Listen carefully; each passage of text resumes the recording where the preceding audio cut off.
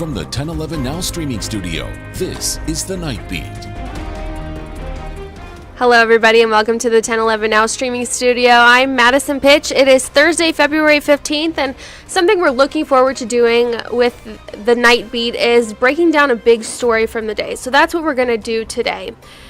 If you've ever driven down O Street before, you've likely seen people sitting outside businesses there. Homelessness touches all corners of our city, and at the last count, there were nearly 430 people homeless. Almost 100 were under the age of 18, and nearly 175 were women. So the question facing city officials is, how do we help them? And that's when I bring in my co-anchor, Cole Miller. Cole, thanks for joining us. How are you? Happy to be here. Good to see you. Good to be here on the Night Beat. Yes, Yeah. You've done a lot of reporting on this topic. Tell me a little bit about what the alternate response program is. Yeah, we'll get to that in just a second. Just real quickly with that point in time count, that number 430-ish, a lot of officials believe that is likely higher. Again, this is just one night in the year where they'll go out and try to pinpoint people and do a head count that way. But as for the alternate response program, this is a story we first covered beginning last summer. It launched in August. Essentially what this is a program that is designed to, if someone were to be out anywhere in the city, again, we're told these calls are coming in from really all over. It's not just downtown. If you were to see someone sleeping in a doorway or maybe having a mental health crisis, if you were to call 911 or dispatch, or 911 or non-emergency rather, dispatch will then triage that call. If it doesn't require police, uniformed officers to go out, instead they'll send an outreach worker with Centerpoint. It's a team of 6 people, and then the idea then is to meet those people and figure out what it is they need, be it resources, treatment, etc. And this is kind of a partnership between Centerpoint and police? It is, yes. So one of the key players really in this whole program is investigator Melissa Ripley, who has been with the Lincoln Police Department for quite some time now, really specializing in this type of work. And now in this new role, which she's been in for about a year now, it's working with Centerpoint to build this program up and kind of change the way Lincoln and the city responds to these types of calls. And to help the people who are experiencing homelessness. So previously, police would respond to these calls. What's the value of sending out an outreach worker from Centerpoint? So in a month or so that I was working on this project, I had a chance to speak with quite a few people who don't have a home in the traditional sense of the word. And they explained to me that they have had negative interactions with law enforcement.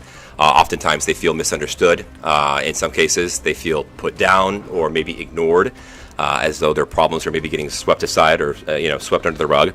And so really what this does is those outreach workers then are able to, they have the training to build rapport, to build trust, to build relationships. And to build those connections, I'm told, goes such a long way, because if you're just moving people around or taking them to jail for trespassing, loitering, whatever it may be, it's hard for them to keep tabs on where these folks are. And if you're trying to initiate services, if you can't find that person, it makes it really hard to then follow through with that. Yeah. What's the scope of outreach that these people are able to help with? I mean, what's the low end? What's the high end? Yeah, so I'm not sure. I don't have like a daily average per se, but since last August, I just got this number. As of today, 575 calls that the alternate response program has gone out on. And with that, I think this is just an astounding number too. The emergency protective custody rate has been cut in half. So instead of putting people in that emergency protective custody or taking them to jail, they're instead getting plugged in with services through Centerpoint. And 45% of people who have gone that route are sticking with those services. 7 people already have been placed in housing. That's fascinating that it's cut that number in half, because, I mean, you could argue both of these things are resources. Police are resources that could be used elsewhere. And homeless people are getting access to things that they need. Yes, and you hear it from law enforcement as well. Melissa Ripley, who we feature in this story, says outright that police, they don't have the training or the tools to really respond in a not, I don't want to say a productive way, but in a way that the outreach workers can. So this is certainly going a different direction.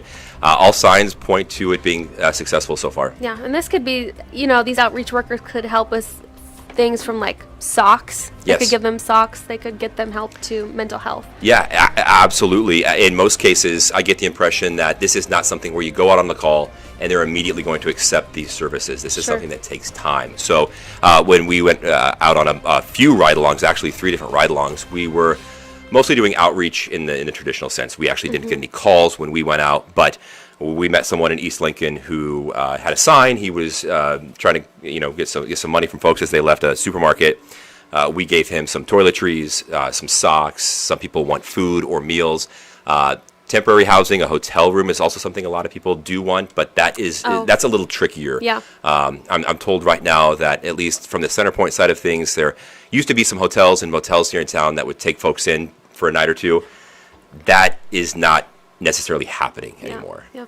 So the outreach workers who are going out, Melissa Ripley, what are they taking away from this program? Yeah, they're hearing really good things. Again, all signs point to this being a success. Some of the data points that Matt mentions are catching the attention of other communities and towns here in Nebraska. Folks elsewhere are expressing interest in doing something like this where they live. Now, something like this isn't necessarily in common in larger cities where we maybe see the homelessness problem on a larger scale. Sure. Seattle, for example, Portland, two places I've lived, you will still see police on certain calls, but the idea ultimately, though, is to have someone trained in outreach go and try to build a bridge with these folks. A lot of the times, it may be the same person that they have run into before.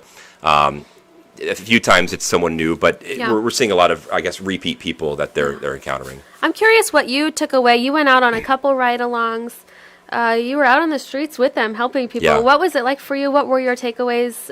What is your view of the program as you've seen it? I think it's great. Truth be told, it's a little something I think is probably overdue.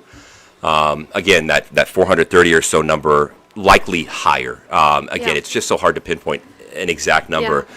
But this is homelessness is a topic. It's a story that I've covered for the better part of a decade now. And every one of these individuals that you meet, they have a unique set of circumstances. I think it's easy for a lot of people to paint them with a broad brush. Sure. But these are individuals with individual issues or addictions or mental health kind of problems they're trying to sort through. So there really isn't a universal fix. So that's why this kind of outreach work, getting to know these people and what it is that's going on in their lives, can make such a difference. And it looks like this is going to be something we'll see for a while. Yeah, and I think the relationship building is really cool too. Like, yes. They have someone that's there to help. That's really neat thing. I think if you were to go downtown or just kind of hang out wherever you may see these folks, a lot of people just walk by. You don't see folks interacting with or maybe recognizing them as human. Mm-hmm. So to have a team of people here in Lincoln who values that, who knows the importance of sitting down and having a conversation with somebody, that can go such a long way. Yeah. And again, it may take some time, but the goal here is to get folks the treatment, the help, the resources that they need that's specific to their individual case. Yeah, I'm sure the program is something we're going to continue to keep following. It's a really fascinating topic. Cole, excellently reported. Thank you. Would recommend watching that on our website, 1011now.com. We have got more news, weather, and sports coming up tonight at 10, but first, a look at our 7-day forecast.